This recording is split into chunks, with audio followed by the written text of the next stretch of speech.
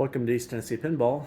So I've got the Playfield back in the Matahari and started populating it. Starting to look a little bit better. Got my GI lights in there. Still got some old LED incandescent bulbs in the bottom. Just kind of show you what I got going in the back. It's got a new, I put in, that is not new. That's right. I repaired this existing rectifier board. Put a new rectifier there. It's got a new Weebly MPU.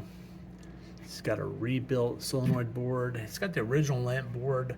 That board is going to come out, and I'm putting in a Weebly board because I'm going to run LED lights on this. And if you don't know the Bally games, they don't do a good job on the GI lights are fine on these, but with the controlled lights, they don't run that. They flicker and blink and everything. You really need a modern board to run the LEDs on this.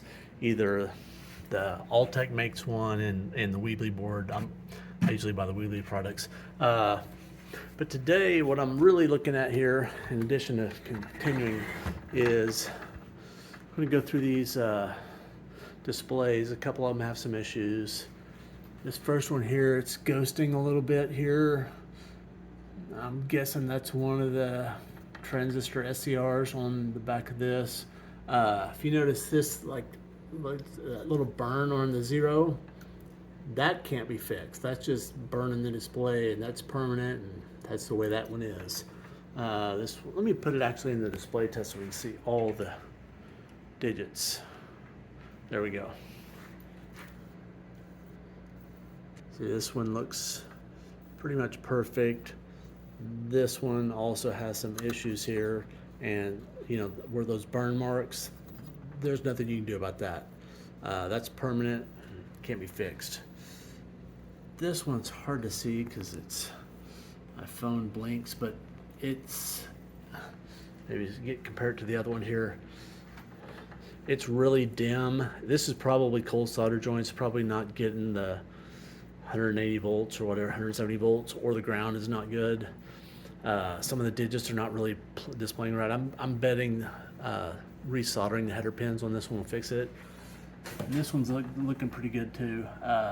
So I'm gonna probably, the ones that have quite a bit of burn on them, I'm probably gonna swap these out with some other ones. I've got about 15 million of these in the back. I'm exaggerating, I probably only got 65 of them. But well, I'm gonna pull them all out first and start with reflowing all the header pins. And this one had that ghosting digit that was showing up when it wasn't supposed to. We'll see. I'll start by reflowing all the solder, and we'll see what that fixes.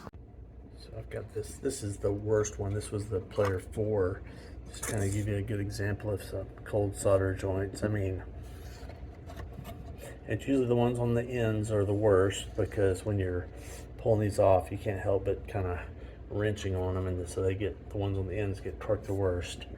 And yeah, these things are almost completely broken free. That one, and that one's pretty bad, and that one's kind of bad, and that one didn't look so great.